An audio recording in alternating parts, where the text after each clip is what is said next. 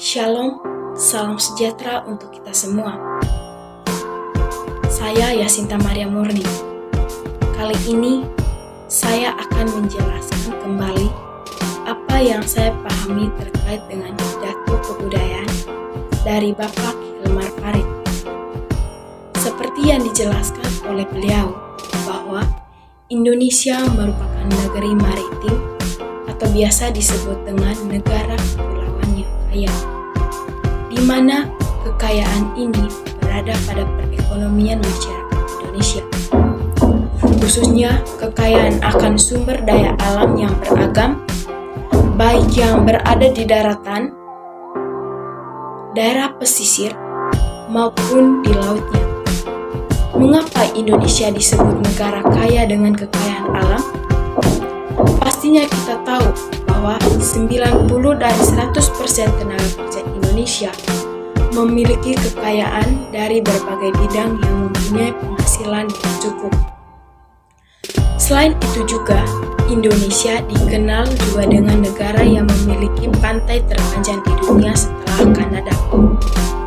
Maka dari sini, kita akan mengetahui bahwa dengan berbagai keberagaman kekayaan alam di Indonesia dapat membantu perekonomian negara Indonesia dan dapat membantu atau membawa Indonesia menjadi negara maju. Pada arus balik kebudayaan, banyak warga masyarakat yang tidak mematuhi kultur secara utuh, tetapi tidak kala itu kita perlu mempunyai cara pandang baru, perlu imajinasi baru, mempunyai motivasi, menciptakan karya-karya baru. Karena kekalahan demi kekalahan sebagai kesatuan pada masa lalu itu membuat negeri ini tercerai-berai ke dalam satu-satunya yang membentuk dunia kecil. Oleh karena itu, kita harus memperjuangkan demi kemajuan bangsa dengan memanfaatkan sumber daya alam untuk membentuk dan merubah perekonomian bangsa Indonesia.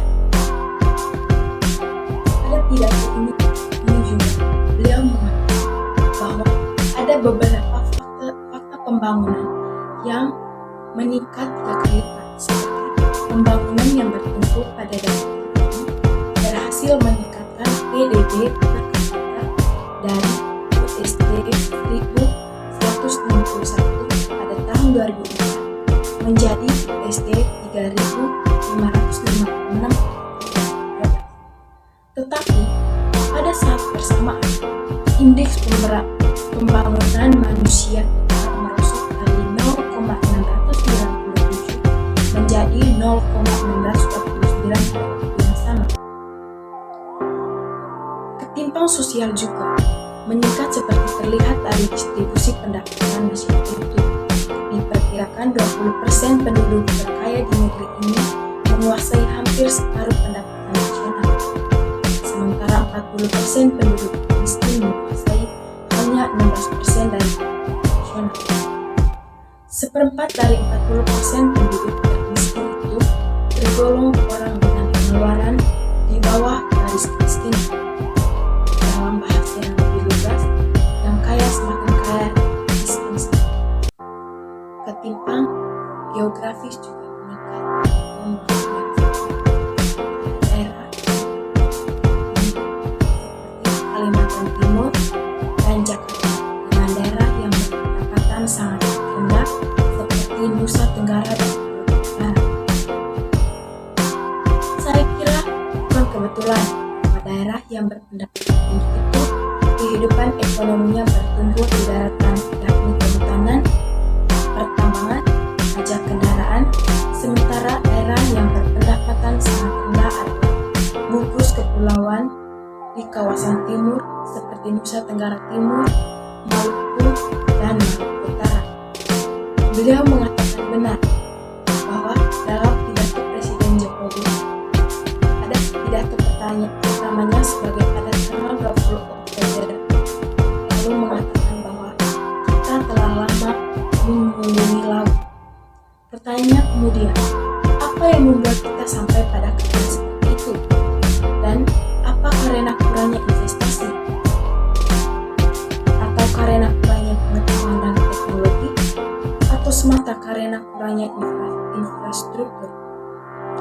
saya tidak. Masalah kita lebih mendasar dari itu, yaitu terpisahnya laut dan dunia maritim dari kebudayaan kita. Sikap menunggungi laut terjadi karena berbagai perubahan penting dalam sejarah yang membalik arus. Dalam perjalanan sejarah yang panjang dan kompleks ini, kita harus mencari jawaban atas pertanyaan yang dasar dan bukan dengan menyalahkan apa yang disebut watak dan karakter bangsa. Kebudayaan adalah keseluruhan cara hidup, baik pemikiran maupun praktik, yang tidak dapat diredaksi menjadi sederet ciri setelah selesai. Pada tahun 1970, budayawan Mozart Lopez menulis buku yang berjudul Manusia Indonesia, sebuah pertanggungjawaban. Di dalam buku itu, dia menyebut 6 ciri manusia Indonesia. Yang pertama, munafik. Yang kedua, enggan bertanggung jawab. Yang ketiga, bersikap dan berperilaku feodal. Yang keempat, percaya terkayuh. Yang kelima, bereaksi. Dan yang keenam, tetap.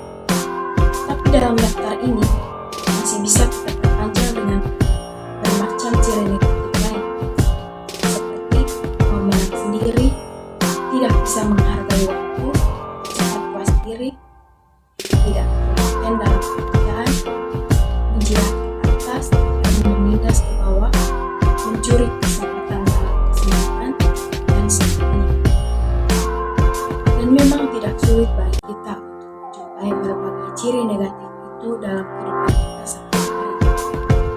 Dan kalau mau jujur, kita sendiri juga tidak lepas dari ciri negatif itu. Dan kita selalu ada dalam posisi seperti itu. Tetapi mengapa ciri negatif itu harus dipertahankan? Dan ciri negatif itu pun adalah sesuatu yang melekat pada budaya, dan sesuatu ini merupakan kekeliruan ganda. Kebudayaan bukanlah sesuatu yang statis, tetapi produk dari perjalanan sejarah yang dinamis dalam ruang sosial dan kultur yang konkret. Karena itu, generalisasi dan stereotipe harus kita buang jauh-jauh, karena keduanya mencoba beberapa ciri dan manifestasi dari kebudayaan menjadi berlaku untuk umum dan pribadi. Padahal, pelajaran penting yang ditarik setiap orang yang membaca sejarah adalah bahwa yang abadi hanyalah perubahan.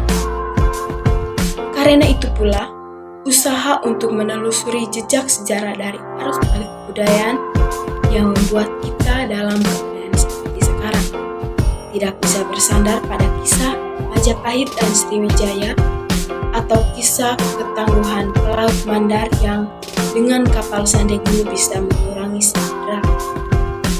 Kita seperti itu mungkin berguna untuk membangkitkan semangat patriotisme, cinta tanah air, atau tujuan lain semacam itu. Tetapi jelas tidak ada gunanya untuk memahami sejarah yang konkret. Justru sebaliknya, kisah kejayaan masa lalu bisa membisu dan menenggelamkan kita dalam kebanggaan semu dan keyakinan teologis bahwa suatu saat nanti di masa depan Indonesia akan kembali jaya pada masanya sendiri. Pada saat ini sudah cukup banyak studi mengenai berbagai segi dan aspek sejarah yang berkaitan dengan dunia maritim. Ada yang mempelajari kehidupan masyarakat pesisir, ada yang mempelajari jaringan perdagangan maritim yang terus berubah dari masa ke masa, ada juga yang mempelajari ragam dan jenis kapal serta teknologi kelautan, dan ada pula yang menekuni studi tentang barang dagangan, seperti rempah-rempah yang membentuk jalur perdagangan dalam sejarah. Produksi pengetahuan di bidang ini tidak kurang. Masalahnya, hampir semuanya masih berbentuk monologi dan belum banyak usaha untuk menghimpun berbagi. Betapapun sementara sifatnya mengenai perkembangan dunia maritim di Nusantara. Baik, sekiranya itu saja pengetahuan saya.